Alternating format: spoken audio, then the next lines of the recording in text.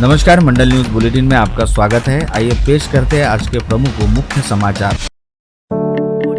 विदर्भ क्षेत्र में अचानक बदलते मौसम ने किसानों की चिंता बढ़ा दी है। मेलघाट और गढ़चिरौली समेत कई इलाकों में तेज हवाओं के साथ हुई बारिश और ओलावृष्टि ने खड़ी फसलों को भारी नुकसान पहुंचाया है। मौसम विभाग ने पहले ही 17 मार्च से बारिश की चेतावनी दी थी, जिसके बाद क्षेत्र में आंधी, बारिश और ओले गिरने की घटनाएं सामने आई। इस प्राकृतिक आपदा का सबसे ज्यादा असर ग्रामीण और पहाड़ी इलाकों में देखने को मिला, जहाँ किसानों की तैयार फसलें बर्बाद हो गई। प्राप्त जानकारी के अनुसार गेहूं, चना, मक्का और अन्य रबी फसलें कटाई के करीब थी और अचानक आई ओलावृष्टि ने इन्हें खेतों में ही गिरा दिया। इसके अलावा फलों की बागवानी को भी भारी नुकसान पहुंचा है। महाराष्ट्र को झकझोर देने वाले उमेश कोल्हे कांड में अदालत ने मुख्य आरोपी यूसुफ खान की जमानत याचिका खारिज कर दी है। कोर्ट ने इस मामले को गंभीर बताते हुए कहा कि यह मामला समाज में आतंक फैलाने के उद्देश्य से किया गया प्रतीत होता है। अदालत ने अपने फैसले में स्पष्ट किया कि प्रथम दृष्टया उपलब्ध साक्ष्यों से यह मामला सुनियोजित साजिश का हिस्सा लगता है। ऐसे में आरोपी को जमानत देना उचित नहीं होगा। कोर्ट ने यह भी माना कि यदि आरोपी को राहत दी जाती तो जांच और न्याय प्रक्रिया प्रभावित हो जाती। यह मामला उस समय सुर्खियों में आया था जब अमरावती के व्यापारी उमेश कोल्हे की जान ली गई। जांच एजेंसियों के अनुसार घटना के पीछे संगठित षड्यंत्र की आशंका जताई गई थी, जिसने पूरे राज्य में सनसनी फैला दी थी। मामले की जांच कर रही एजेंसियों ने अदालत में दलील दी कि यह सिर्फ एक साधारण मामला नहीं बल्कि समाज में डर और अस्थिरता पैदा करने की कोशिश थी। इस आधार पर जमानत का विरोध किया गया। पीड़ित परिवार ने अदालत के फैसले का स्वागत करते हुए न्याय की उम्मीद जताई है। वहीं स्थानीय लोगों में भी इस निर्णय से संतोष देखा जा रहा है। फिलहाल मामले की सुनवाई जारी है और आगामी दिनों में अन्य आरोपियों पर भी अदालत में सुनवाई होने की संभावना है।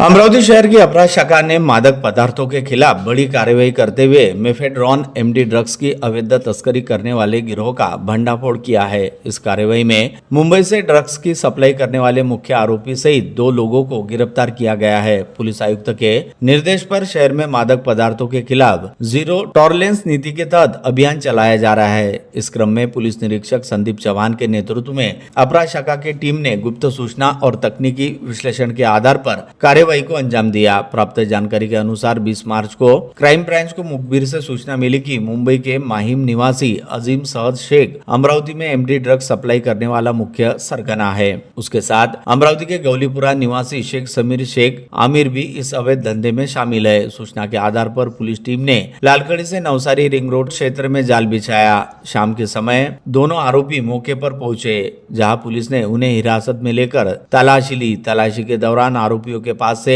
78 ग्राम मेफेड्रॉन एमडी पाउडर जिसकी कीमत लगभग 11,70,000 रुपए तथा 3 मोबाइल फोन जिसकी कीमत 46,000 रुपए बरामद किए। कुल जब्त माल की कीमत 12,16,000 रुपए बताई गई है। पुलिस ने दोनों आरोपियों के खिलाफ विभिन्न धाराओं के तहत मामला दर्ज कर उन्हें न्यायालय में पेश किया। न्यायालय ने आरोपियों को 23 मार्च तक पुलिस रिमांड में भेजा है। पूछताछ के दौरान मुख्य आरोपी अजीम शेख ने खुलासा किया कि उसने राजस्थान के मांगीलाल उर्फ मांगी तथा बिरदाराम उर्फ बिरजू सेन नागौर से करीब 2 किलो 500 ग्राम एमडी ड्रग्स खरीदी थी। इस मामले में अब तक कुल 2 किलो 250 ग्राम एमडी ड्रग्स जब्त की जा चुकी है, जिसकी कीमत 33.40 लाख रुपए आकी गई है। गौरतलब है कि आरोपी अजीम शेख के खिलाफ पहले भी मादक पदार्थों से जुड़े कई मामले दर्ज है। वर्ष 2025 में तेलंगाना में 550 किलो गांजा रखने के आरोप में भी उस पर केस दर्ज हुआ था। पुलिस इस रैकेट से जुड़े अन्य आरोपियों की तलाश में जुटी है। मामले की जांच आगे जारी है। अमरावती शहर की अपराध शाखा ने मादक पदार्थों के खिलाफ बड़ी कार्रवाई करते हुए एमडी मेफेड्रॉन ड्रग्स की तस्करी करने वाले गिरोह का पर्दाफाश किया है। इस कार्रवाई से मुंबई से जुड़े मुख्य सप्लायर समेत 3 आरोपियों को गिरफ्तार किया है। गिरफ्तार आरोपियों में अजीम असद शेख, शेख समीर शेख अमीर तथा सत्यम गणेश सोनावने शामिल है। पुलिस को 20 मार्च को गुप्त सूचना मिली थी कि आरोपी अमरावती में एमडी ड्रग्स की सप्लाई के लिए आने वाले हैं। इसके आधार पर क्राइम ब्रांच की टीम ने लालगढ़ नवसारी रिंग रोड क्षेत्र में जाल पीछा कर दोनों आरोपियों को मौके से हिरासत में लिया। पूछताछ में मुख्य सप्लायर सत्यम सोनवने का नाम सामने आने पर उसे भी गिरफ्तार कर आगे की जांच के लिए बडनेरा पुलिस स्टेशन को सौंपा है। तलाशी के दौरान आरोपी के पास से 78 ग्राम मेफेड्रॉन एमडी पाउडर जिसकी कीमत 11,70,000 रुपए तथा 3 मोबाइल फोन जिसकी कीमत 46,000 रुपए बरामद की। कुल जब्त माल की कीमत 12,16,000 रुपए बताई गई है।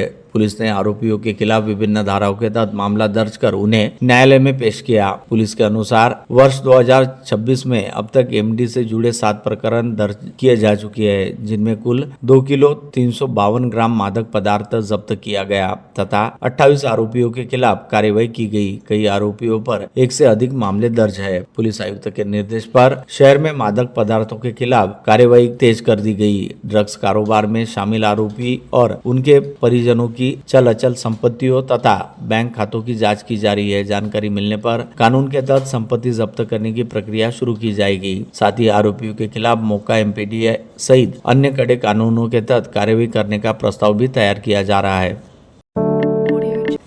अमरावती शहर के प्रभाग क्रमांक 13 अंबापेट गौरक्षण परिसर स्थित भूतेश्वर चौक में लंबे समय से नाली जाम होने से नागरिकों को भारी परेशानी का सामना करना पड़ रहा था। स्थानीय रहवासियों की शिकायत पर नगर सेवक रतन डेंडोले ने मामले को गंभीरता से लेते हुए प्रशासन से लगातार संपर्क किया। नगर सेवक की पहल पर आज महानगर पालिका के स्वच्छता विभाग एवं अतिक्रमण विभाग द्वारा संयुक्त रूप से कार्रवाई की गई। इस दौरान नाली में जमा कचरा और गाद हटा दिया गया, जिससे पानी का प्रवाह सुचारू रूप से शुरू हो गया। कार्रवाई के बाद क्षेत्र में जल जमाव की समस्या काफी हद तक दूर हो गई, जिससे नागरिकों ने राहत की सांस ली। स्थानीय लोगों ने प्रशासन की त्वरित कार्रवाई का स्वागत करते हुए भविष्य में नियमित रूप से सफाई अभियान चलाने की मांग की।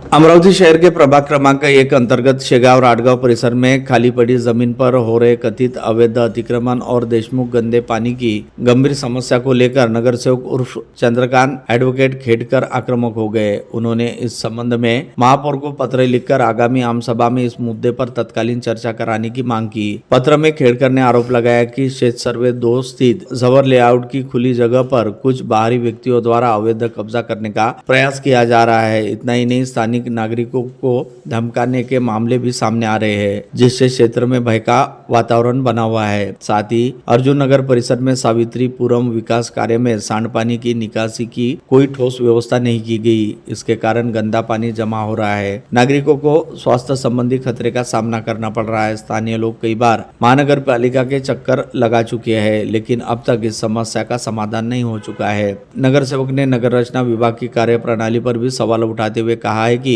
प्राकृतिक ढलान और भौगोलिक स्थिति का निरीक्षण किए बिना इस परियोजना को मंजूरी कैसे दी गई।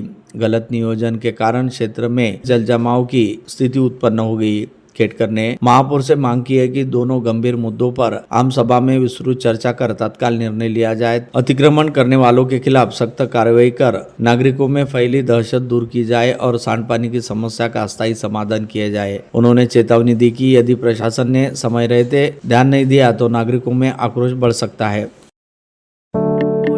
अमरावती शहर के शंकरनगर स्थित युवा स्वाभिमान पार्टी कार्यालय में आज एक महत्वपूर्ण राजनीतिक घटना देखने को मिली। दरियापुर के प्रसिद्ध उद्योगपति एवं समाजसेवी संजय भारसाकड़े और भूषण भारसाकड़े ने अपने सैकड़ों समर्थकों के साथ युवा स्वाभिमान पार्टी में विधिवत प्रवेश किया। यह कार्यक्रम विधायक रवि राणा की उपस्थिति में संपन्न हुआ। इस अवसर पर वाईएसपी के मार्गदर्शक सुनील राणा, नगर सेवक प्रशांत वानखड़े, कोर कमेटी सदस्य जयंत वानखड़े, सुखदेव तरडेजा, किशोर पिवाल और सुरेश पडोले विशेष रूप से उपस्थित थे। सभी ने नव प्रवेश कार्यकर्ताओं का पुष्प गुच्छ देकर स्वागत किया। कार्यक्रम को संबोधित करते हुए विधायक रवि राणा ने संजय और भूषण भारसाकड़े के सामाजिक व व्यवसायिक कार्यों की सराहना करते हुए कहा कि उनके जुड़ने से पार्टी को मजबूती मिलेगी। अकोला शहर में आज सुबह एक बेहद दुखद और सनसनीखेज घटना सामने आई। 19 मार्च से लापता 11 वर्षीय बालक सर्वज्ञ निंबाड़कर का शव आज सुबह डॉक्टर पंजाबराव देशमुख कृषि महाविद्यालय परिसर स्थित एक नाले से बरामद किया गया। इस घटना से पूरे इलाके में शोक और चिंता का माहौल है। जानकारी के अनुसार आजाद चौक शिवर क्षेत्र निवासी सर्वज्ञ नीलेश निंबाड़कर 19 मार्च की सुबह करीब 11 बजे घर से खेलने के लिए निकला था, लेकिन वापस नहीं लौटा। काफी तलाश के बाद भी उसका कोई पता नहीं चलने पर परिजनों ने MIDC पुलिस थाने में गुमशुदगी की शिकायत दर्ज कराई थी। आज सुबह मॉर्निंग वॉक के लिए आए कुछ नागरिकों को नाले के पास शव दिखाई दिया, जिसकी सूचना पुलिस को दी गई। सूचना मिलते ही पुलिस मौके पर पहुंची और पंचनामा कर शव को कब्जे में लिया। पोस्टमार्टम के लिए शव को भेज दिया गया। प्राथमिक जांच में शव की पहचान सर्वज्ञ निम्बाड़कर के रूप में की गई। फिलहाल पुलिस मामले की जांच में जुटी है और कारणों का पता लगाने के लिए सभी पहलुओं की जांच की जा रही है। यवतमाल जिले के दारवा क्षेत्र के ग्राम बोथे में एक दिल दहला देने वाली घटना सामने आई है, जहां मासूम बच्ची की जान लिए जाने पर उसकी लाश छिपा दी गई। प्राप्त जानकारी के अनुसार बीते 20 मार्च को नीलेश जाधव ने अपनी बेटी शिवानी पंकज जाधव के लापता होने की शिकायत दारवा थाने में दर्ज की थी। मामले की गंभीरता को देखते हुए पुलिस अधीक्षक कुमार चिंता के निर्देश पर 8 विशेष टीमों का गठन किया गया। पुलिस ने गाँव में सघन तलाशी अभियान चलाया। इस दौरान पड़ोसी कैलाश जाधव के घर के एक कमरे में पलंग के नीचे बच्ची का शव बरामद किया गया। शव मिलने से पूरे इलाके में सनसनी फैल गई। प्राथमिक जांच में सामने आया कि पुरानी रंजिश के चलते आरोपियों ने शिवानी का अपहरण कर उसकी जान ली। सबूत छिपाने के उद्देश्य से शव को घर में छिपा दिया। इस मामले में पुलिस ने त्वरित कार्रवाई करते हुए कैलाश जाधव, माला जाधव, सोनी जाधव और रंजना जाधव को गिरफ्तार किया है। पुलिस आगे की जाँच में जुटी है और घटना के पीछे अन्य पहलुओं को भी सघन जाँच पड़ताल की जा रही है।